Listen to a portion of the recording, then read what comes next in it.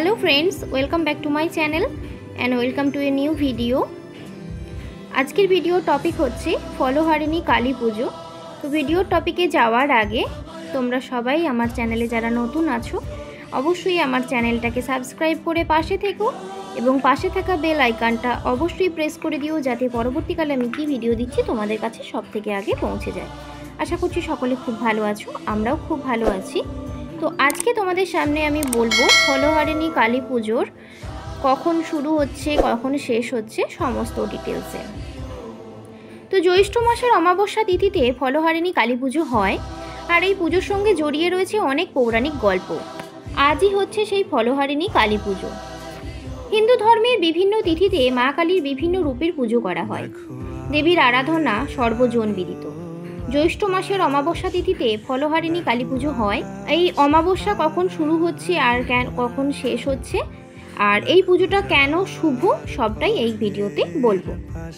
তো ফলহারিणी কালী পুজোর 2024 এর তারিখ হচ্ছে 5ই জুন মানে বাংলার 22শে জ্যৈষ্ঠ বুধবার। এবারে ফলহারিणी কালী পুজোর দিন পড়েছে।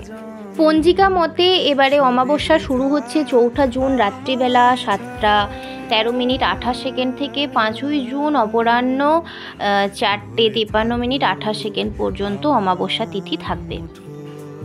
এখন জেনে নেওয়া যাক যে কেন পালন করা হয় ফলহারিणी কালী পুজো। মা কালী জীবের কর্মফল অনুসারে ফল প্রদান করছেন। তিনি নিজের মধ্যে সমস্ত কর্মফলকে ধারণ করেন। এই মাতৃরূপা মহাশক্তি প্রসন্না হলে জীবের দুঃখ ও দুর্দশা থেকে মুক্তি মেলে। সেই সঙ্গে শারীরিক, মানসিক, নৈতিক ও আধ্যাত্মিক শক্তিও লাভ হয়।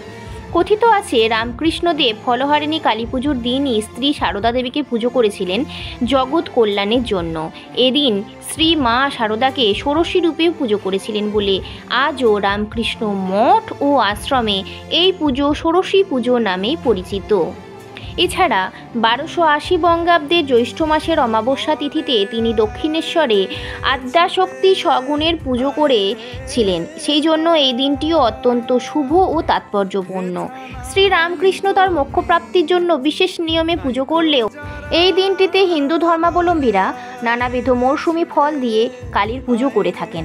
অন্যদিকে কর্মফল হরণ করে ভক্তদের তাদের অভীষ্ট ফল মোক্ষ ফল প্রদান করেন।